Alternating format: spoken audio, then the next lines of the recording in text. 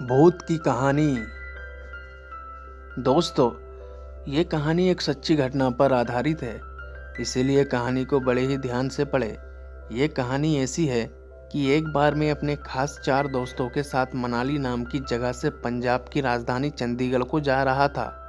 Online का इस्तेमाल करके एक अच्छा से होटल हमने अपने लिए रिजर्व कर लिया था। हम सभी लोगों ने यह फैसला किया था कि हम रात के शांत माहौल में ही गाड़ी चलाकर वहां जाएंगे, जिससे सुबह सुबह ही हम होटल में चेक इन कर लेकर लगभग रात को करीब 3 बजे हम लोग चंडीगढ़ की सीमा के पास आ चुके थे। जिस रास्ते से हम गुजर रहे थे, उस रास्ते में एक छोटी सी पहाड़ी पड़ती है। अब हम इसी पहाड़ी पर गाड़ी को चलाते हुए जा रहे थे। इस पहाड़ी में रास्ता ढलान के साथ साथ घटक रूप से मुड़ावादार था। एकाएक हम सबने देखा कि सफ़ेद कोरोला एलिटिस सड़क के किनारे पर खड़ी हुई है और उस गाड़ी के पार्किंग लाइट और बिलबिलाकर चालू थे। उस गाड़ी के बाजू में एक सुंदर सी लड़की खड़ी हुई है। उसने एक खूबसूरत सा गुलाबी टॉप और जींस का कपड़ा पहना हुआ था और वो हमारी गाड़ी को देखकर हमें लिफ्ट के लिए इशारा करने लगी। ये देखकर हम सभी दोस्तों के बीच चर्चा होने लगी कि हमें उस लड़की को लिफ्ट देना चाहिए या नहीं। क्या हमने उस लड़की की मदद करनी चाहिए? हम 4 में 3 लोग उस लड़की की मदद करने के पक्ष में थे और एक जन नहीं चाहता था कि उस लड़की को इतनी रात में मदद की जाए। ये एक धोखा या फिर चालबाजी भी हो सकती थी। जो लड़की की मदद के विरोध में था, वो कह रहा था कि ज़रूर कुछ गड़बड़ है और हम सबको इन झमेले में नहीं फंसना चाहिए। मेरे दोस्त ने उस लड़की के पास गाड़ी को धीमा कर लिया और गाड़ी की खिड़की को नीचे कर लिया। उस समय दूसरे दोस्त ने तेज आवाज में कहा कि भाई, गाड़ी क्यों रोक रहे हो? कुछ गलत हो सकता है, इसलिए बिल्कुल भी लड़की देखकर मदद के लिए मत पिघलो। उसकी आवाज़ सुनकर ड्राइव कर रहे दोस्त ने गाड़ी की स्पीड को फिर से बढ़ाने लगा और लड़की की मदद को मना कर लिया। लेकिन जैसे ही हम उस लड़की के सामने से गाड़ी को निकाल रहे थे, तभी गाड़ी में एक कड़कदार खुशबू फैल गई। शायद ये खुशबू उस लड़की के सेंट या डीओ की रही होगी जो उसने अपने ऊपर छिड़का होगा।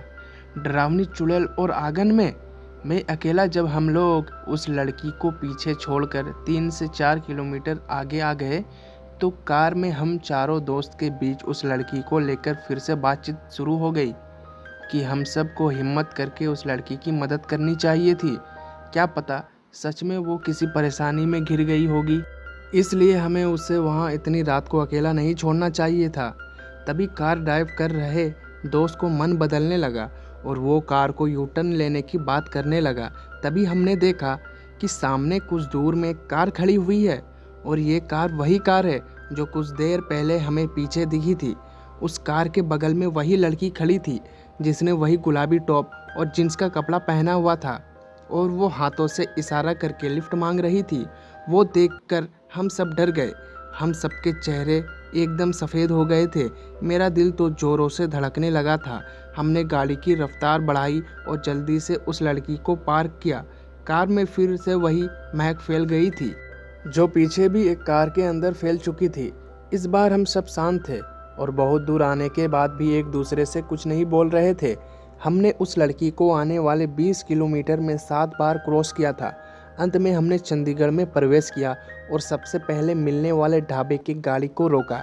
रहस्यमय इंग्लैंड का एक अस्पताल, नॉक्टॉल हॉल अस्पताल।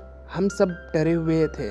हम सब उस ढाबे के अंदर गए और चाय का मंगवाई। सभी ने ठंडे पानी से अपना चेहरा धोया। तभी उस ढाबे में रुके हुए एक ट्रक ड्राइवर ने हमसे हमारे परेशानी और हैरानी का कारण पूछा, तो हमने बिना संकोच किए हुए उस ट्रक ड्राइवर को सारी बात बता दी।